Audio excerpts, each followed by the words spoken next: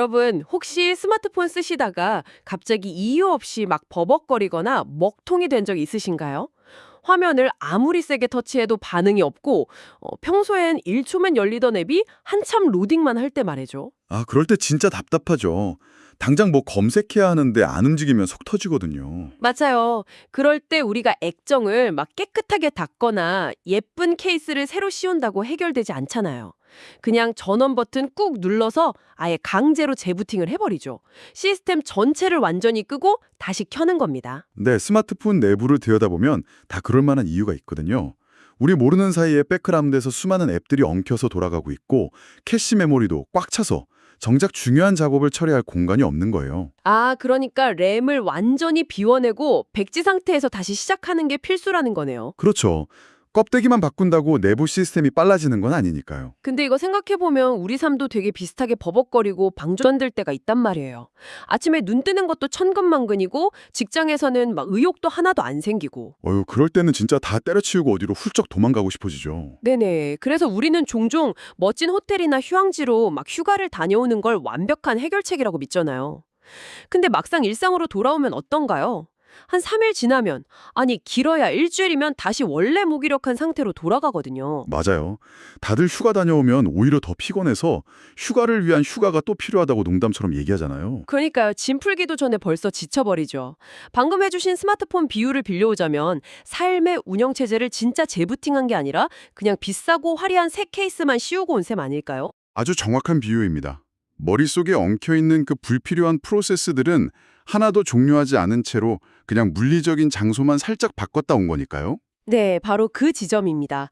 그래서 오늘의 심층 탐구에서는 우리가 가방을 싸고 공항으로 향하는 이 행위, 즉 여행이라는 것을 아주 근본적으로 다시 뜯어보려고 합니다. 오늘 다룰 자료들이 정말 흥미롭죠? 네, 맞습니다. 국립공주대학교 스마트 의료 웰니스 관광대학원의 이용근 교수님이 직접 쓰신 여행인문학이라는 책과 영상 강의가 메인 소스고요.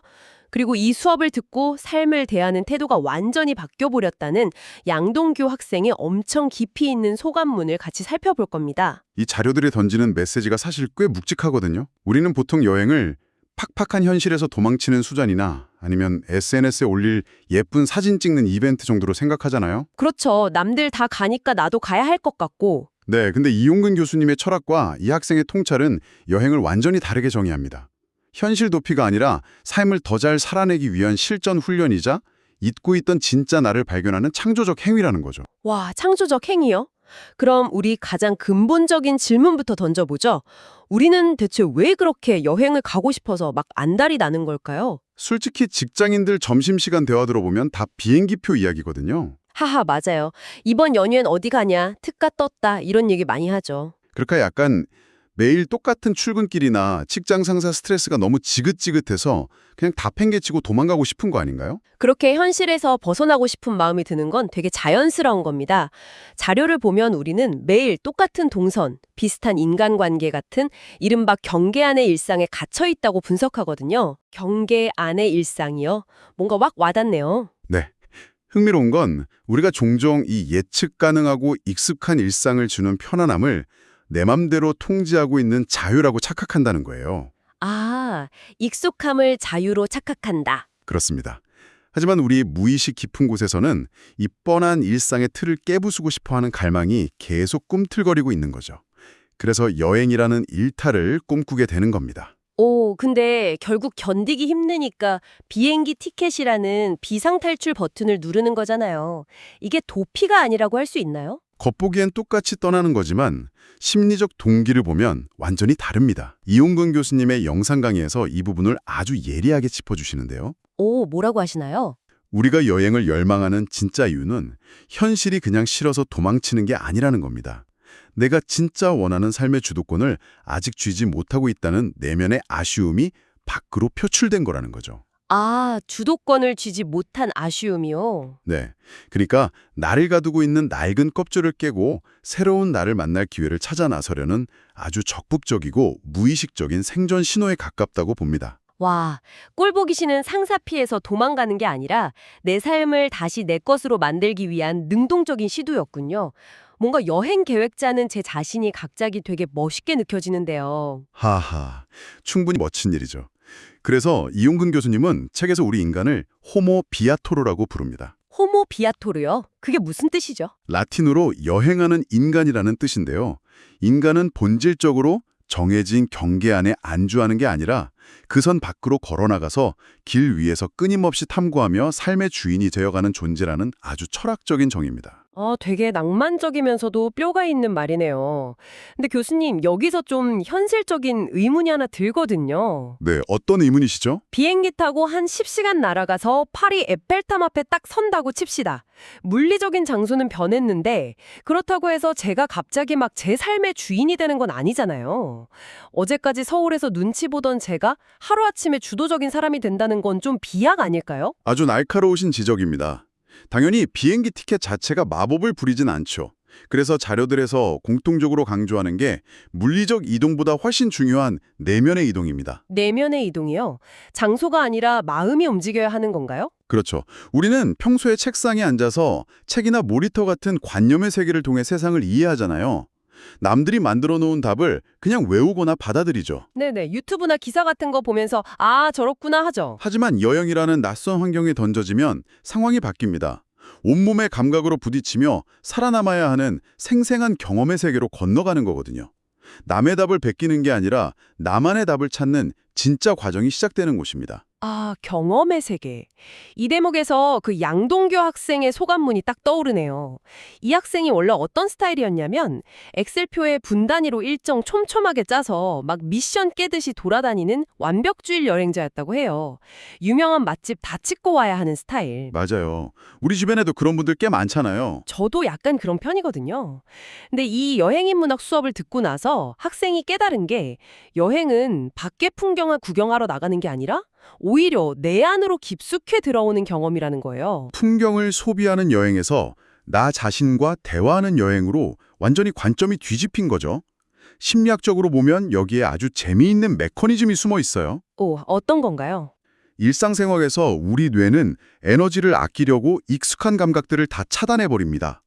늘 걷던 출근길의 냄새나 소음은 뇌가 굳이 처리하지 않고 무시하는 이른바 습관화 과정을 거치거든요. 아, 그래서 우리가 아침에 어떻게 출근했는지 기억이 잘 안 나는 거군요. 뇌가 절전 모드로 돌아가서. 정확합니다. 근데 낯선 여행지에 딱 도착하는 순간 우리 뇌는 생존을 위해서 강제로 모든 감각의 안테나를 바짝 세웁니다. 비상사태라고 인식하는 거네요. 네, 낯선 골목의 바람 느낌, 처음 맡는 향신료 냄새, 알아들을 수 없는 웅성거림 같은 미세한 자극들이 막 증폭되어서 들어오죠. 양동규 학생이 소감문에서 시간이 다르게 흐르는 걸 느꼈다라고 표현한 것도 바로 이겁니다. 와, 뇌가 평소보다 훨씬 밀도 있게 정보들을 처리하니까 시간도 천천히 가는 것처럼 느껴지겠네요. 진짜 짜릿한데요? 그렇죠. 근데 이렇게 낯선 곳에 툭 던져지면 필연적으로 막 외로움이 몰려오잖아요.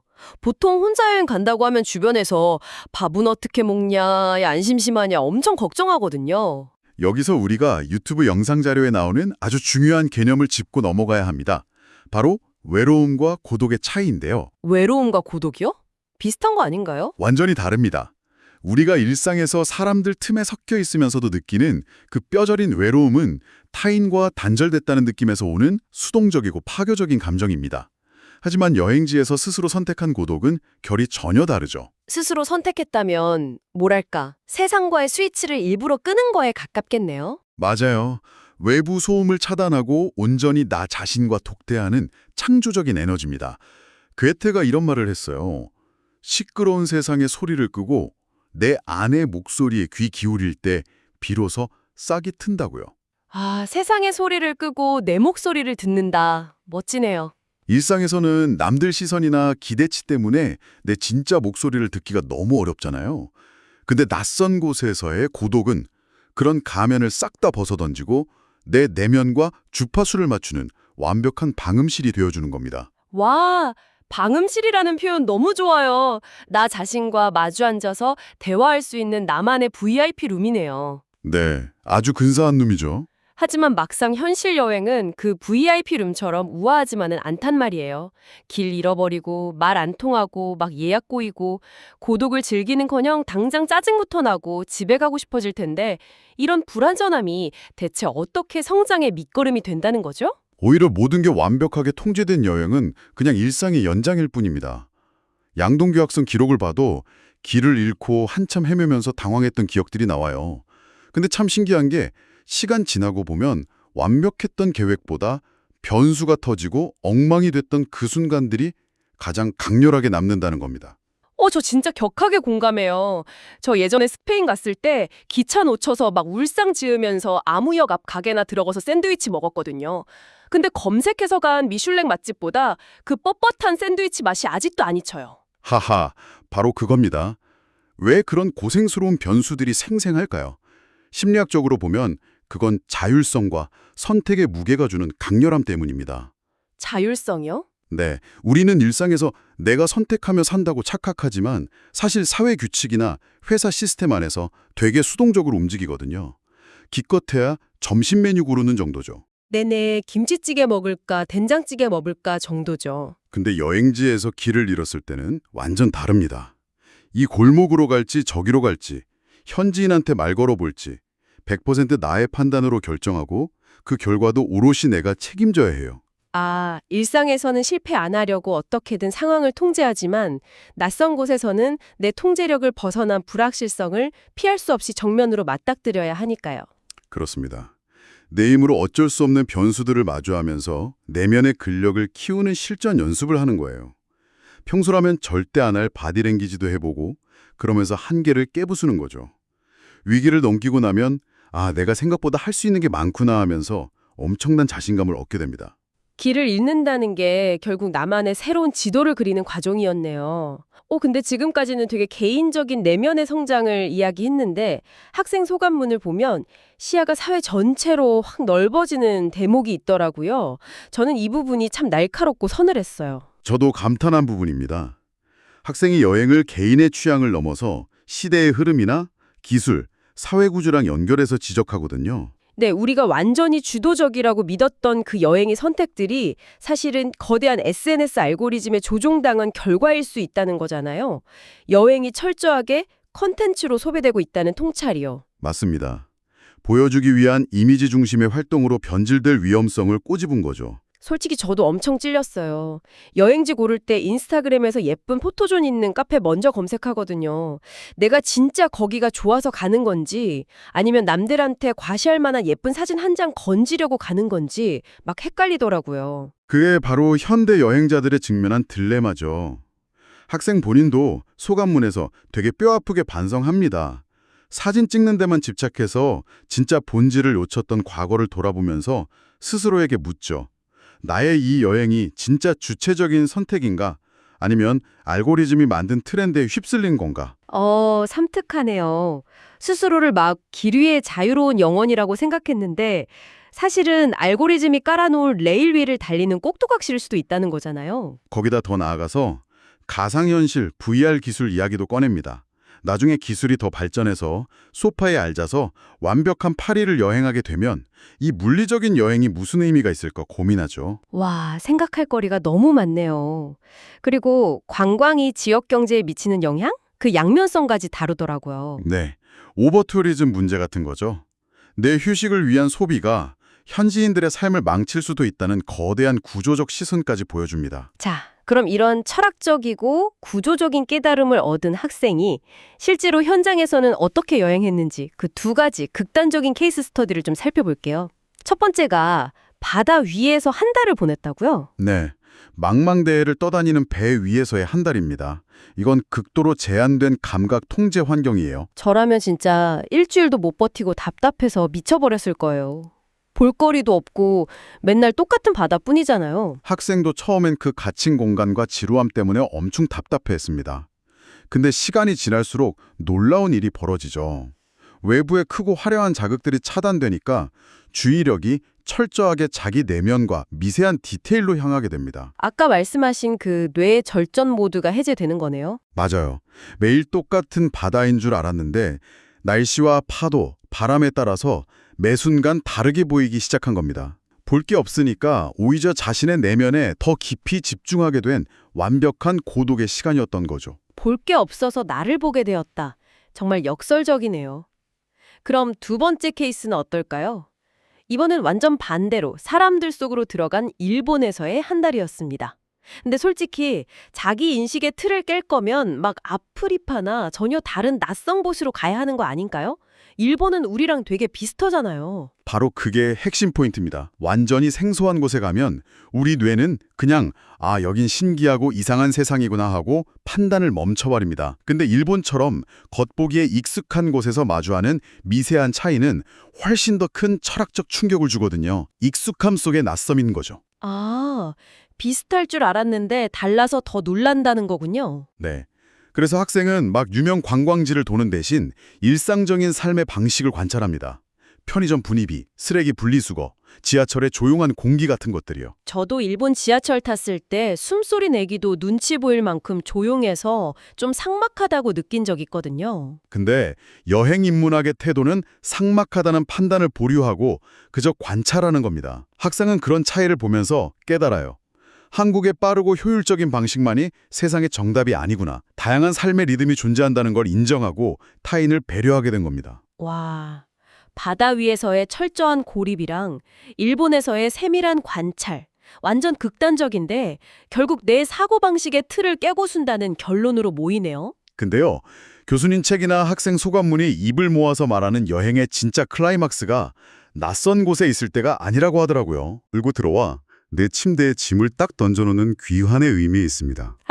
공감 100%입니다. 여행지에서 바짝 긴장하고 있다가 그 익숙한 내 방 특유의 냄새를 맡는 순간 온몸이 막 스르르 녹아내리잖아요. 그 엄청난 안도감이 바로 우리가 일상에서 누리고 있던 보이지 않는 보호막입니다.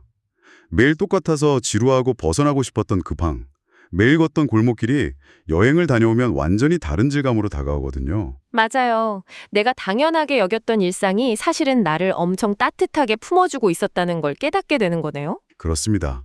비일상의 자극을 넘어 평범한 일상의 소중함을 뼈저리게 다시 느끼게 해주는 거울, 그게 여행의 완성인 거죠. 지긋지긋하다고 탈출해놓고 결국 그 여정 끝에서 내 일상이 눈물나게 소중하다는 걸 배우다니 참 아름다운 역설입니다. 오늘 우리가 나눈 이야기들이 결국 어떻게 살 것인가라는 질문으로 수렴되는 것 같아요. 맞습니다. 삶이라는 거대한 여행을 대하는 태도죠. 멀리 비행기 타고 가지 않아도 매일 걷던 출근길에서 한 걸음만 벗어나 낯선 골목으로 가보는 일상 여행만으로도 우린 스스로를 재부팅할 수 있습니다. 네, 굳이 캐리어를 끌 필요가 없다는 거네요.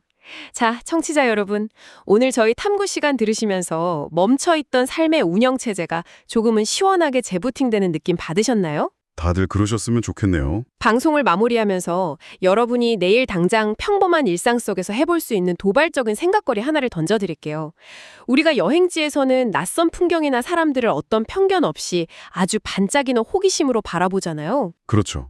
판단하지 않고 관찰하죠. 만약 내일 아침 여러분이 제일 잘 안다고 자부하는 오랜 친구나 너무 편해서 함부로 대하는 가족, 혹은 매일 봐서 지겨운 그 직장 동료를 바로 그 여행자의 시선으로 가만히 바라본다면 어떨까요? 낡은 케이스를 벗겨내고 새롭게 관찰해보는 거군요. 네, 평생 다 한다고 생각했던 그들의 모습 속에서 여러분은 어쩌면 비싼 비행기표 없이도 완전히 낯설고 경이로운 새로운 대륙을 발견하게 되실지도 모릅니다.